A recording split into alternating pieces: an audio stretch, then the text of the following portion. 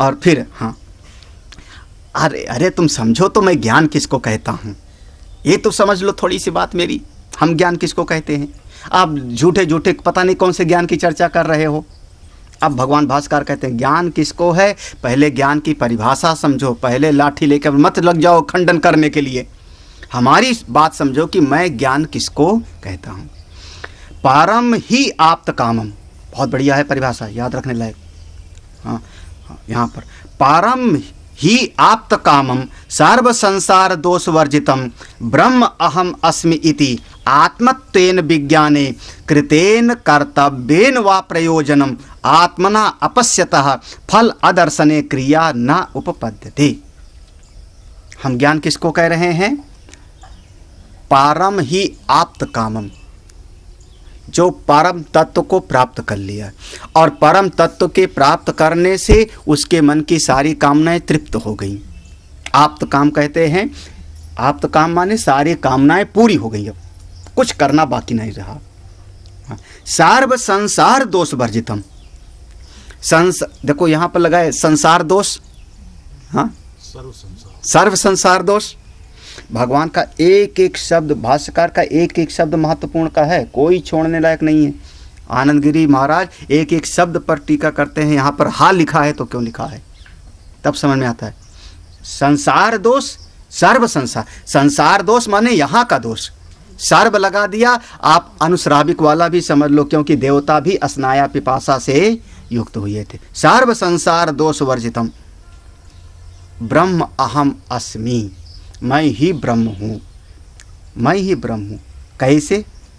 देहो हम नहीं, देह नहीं, आत्मत्वेन विज्ञान कृतेन, शरीर नहीं, मैं आत्मस्वरूप हूँ, मेरी आत्मा ही ब्रह्म है। इस अनुभूति का नाम होता है ब्रह्म विद्या का ज्ञान।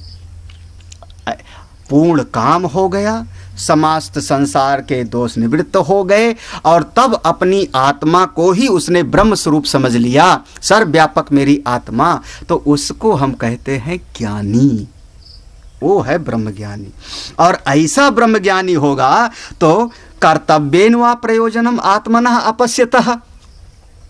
अब उसका प्रयोजन क्या रहा भाई? अगर प्रयोजन है तो आप्त काम नहीं होगा, फिर अभी उसने ब्रह्म का ज्ञान कहाँ प्राप्त किया? हाँ, हमने ज्ञान किसको कहा? आप्त काम को। आप्त काम माने जो पूर्ण काम हो गया। हाँ, और कर्म के कौन करेगा? जिसके भीतर कोई प्रयोजन होगा। हाँ, तो आप कैसे दोनों को एक साथ ले के चल सकते हो? क्योंकि कर्म का मार्ग प्रयोजन वाला होता है, और ज्ञान के मार्ग में कोई प्रयोजन पूरा सब पूरा हो जाता है, इसलिए ये संभव नहीं है। खैर, यहाँ पर एक एक श्रुति का, स्मृति का लॉजिक सब देते हुए जो है पूरा का पूरा।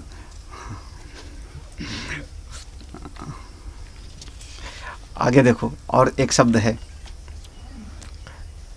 बिल्कुल थोड़ा सा बहुत गंभीर है, आमनायस्य अपि, आमनायस्य अपि तत्प्रभवत्वात् न हि स्वविज्ञान उत्थेन वचसा स्वयं नियुज्यते।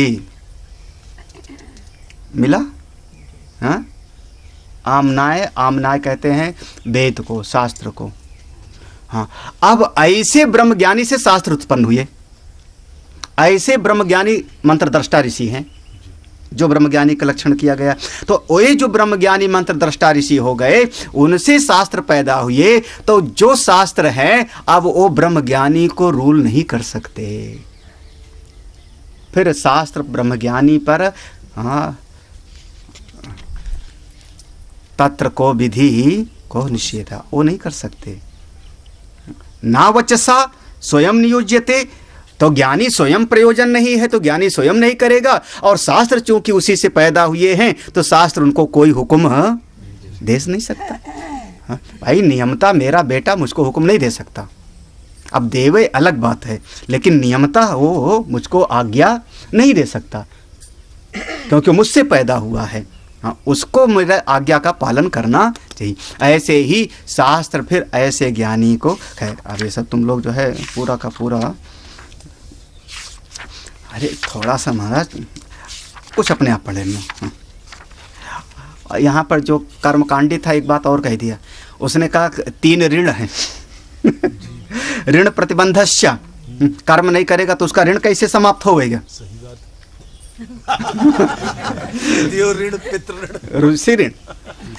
भगवान भाष्यकार ने कहा ऋण शरीर का है कि आत्मा का? सीधा बताओ आप, ऋण शरीर का होता है कि आत्मा का? शरीर का ऋण है। बस, तो शरीर का ऋण है। और ज्ञान क्या है कि उस शरीर के परे अपनी आत्मा स्वरूप, अपने आत्म स्वरूप का दर्शन है। तो जिस क्षण ज्ञान प्राप्त होता है उसी क्षण तीनों ऋण से आप उऋण हो जाते हो, उसी क्षण। क्या सुंदर शब्द है। खैर, हम लोग पहला मंत्र तो पढ़ ही लो यार, तो आज पहला मंत्र पढ़ लेते हैं थोड़ा सा। ओम आत्मा वा इदमेक एवाग्रे आसीत्। ओम आत्मा वा इदमेक एवाग्रे आसीत्। एवाग्र लिखा है, पढ़ा जाएगा एव अग्रे। हाँ, पढ़ा जाएगा, उसमें लगा मत देना। वेद का मंत्र है, वेद के मंत्र में कलम नहीं चलाई जाती, पाप लगेगा। हाँ, समझो, इतना विवेक जगाओ। आप कहो कि नहीं पेंसिल से लगा लो, लगाओगे तो पाप लगेगा। वेद की ऋचा में बिल्कुल नहीं, जैसा मंत्र है ज्यों का त्यों है। आप समझो, उसको याद करो। ओम आत्मा वा इदमेक एवाग्रे आसीत्। ओम आत्मा वा इदमेक एवाग्रे आसीत्। ना अन्यत् किंचन मिशत। ना अन्यत् किंचन मिशत। सईक्षत। सईक्षत। लोकान्नुसृजा इति। लोकान्नुसृजा इति। ओम परब्रह्म परमात्मा का नाम हम लोग कोई भी कार्य ओम से शुरू करते हैं। ओम मंगलवाची है, कोई भी हो ओम मंगलवाची है, इसलिए ओम से शुरू किया। ओम आत्मा व इदम, साधारण सा अर्थ है, बिल्कुल साधारण सा अर्थ है कि ये आत्मा ही, इदम माने ये आत्मा ही, एक आत्मा ही। इदम धन एक, अनेक आत्मा नहीं। आप ये मत कहना हम 50 लोग हैं तो 50 आत्मा नहीं।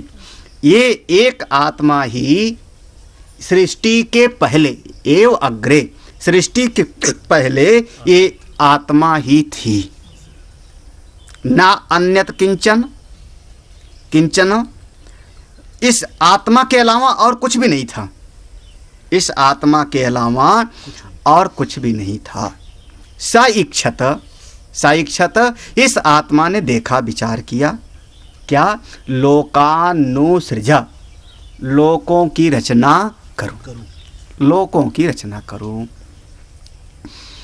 आज एक श्लोक रट लो और आज का प्रवचन यहाँ समाप्त करते हैं। आत्मा शब्द की व्युत्पत्ति। आत्मा के लिए, आत्मा शब्द को समझने के लिए एक बहुत प्रसिद्ध श्लोक है, हम लोगों के, हम पढ़ देते हैं। यच्चा अपनोति यदा दत्ते यच्चाति विषयानि यच्चास्य संततो भाव तस्माद् आत्मा इति कीर्त्यते। ये बहुत प्रसिद्ध है, हमारी परंपरा में प्रसिद्ध है। टीकाकार जगह जगह पर इसको कहेंगे, भाष्यकार भी इसको लिखेंगे, भाष्यकार भी लिखेंगे इसको कहीं पर। लिख लेना, बाद में याद कर लेना। हाँ, ये अब किसी उपनिषद में हो पता नहीं, लेकिन ये भाष्यकार इसको बहुत बहुत दोहराते हैं। अब भाष्यकार का एक एक शब्द प्रमाण मान लेते हैं हम लोग। भाष्यकार का लिखा हुआ प्रमाण माना जाता है। भाष्यकार का ही लिखा हुआ आनंदगिरी उसको बार बार फिर उद्धृत करते रहते हैं। यच्चा आपनोति यद आदत्ते यच्चा अत्ति विषयान इह यच्चापि संततो भावो तस्माद् आत्मा इति कीर्त्यते। यच्चा आपनोति, पहला लक्षण है आत्मा का, जो सारे सब कुछ को व्याप्त करता। आपनोति, यच्चा आपनोति। यत् आदत्ते, जो सबको भक्षण कर जाता है, जो सबको भक्षण कर जाता है। यच्चा अत्ति, जो सबको अपने में समा लेता है, सबका अधिष्ठान स्वरूप है। किसका? विषयान, समस्त विषयों को। यच्चा अपि संततो भावो, जिसका हमेशा भाव है, संततः निरंतर जो बना रहता है। ये 4 लक्षण है। आपनोति, आदत्ते, अत्ति, संततो भाव। 4 लक्षण जिसमें होते हैं उसको हम कहते हैं आत्मा। हाँ, तस्माद् आत्मा इति कीर्त्यते। आपनोति, आदत्ते, अत्ति और संततो भावः। यच्चाप्नोति यदादत्ते यच्चा अत्ति विषयानि यच्चापि संततो भावो तस्माद् आत्मा इति कीर्त्यते। ये चारों का अर्थ हम लोग कल विचार करेंगे, आज नहीं, आज यहीं पर। आज इतना याद आया कि वेद के 4 भाग, हाँ, और जीवन के भी 4 भाग, और ये उपनिषद मुख्य रूप से हमारे ऋग्वेद का, ऐतरेयी आरण्यक का 4, 5वां और 6वां 3 अध्याय है, जिसका नाम है ऐतरेयी उपनिषद।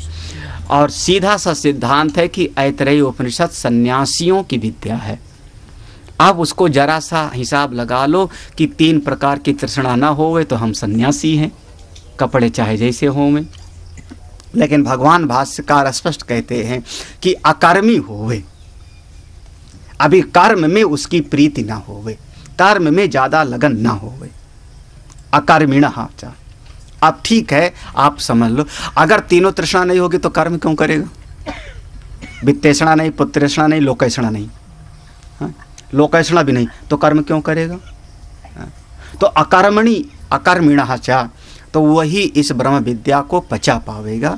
खैर हम लोग कल इस पर विचार करते हैं, 1.5 घंटा हो गया।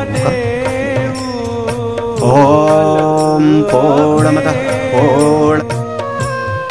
गुरु मेरा देव अलख अभेव, सर्व पूज चरण गुरु सेव, सर्व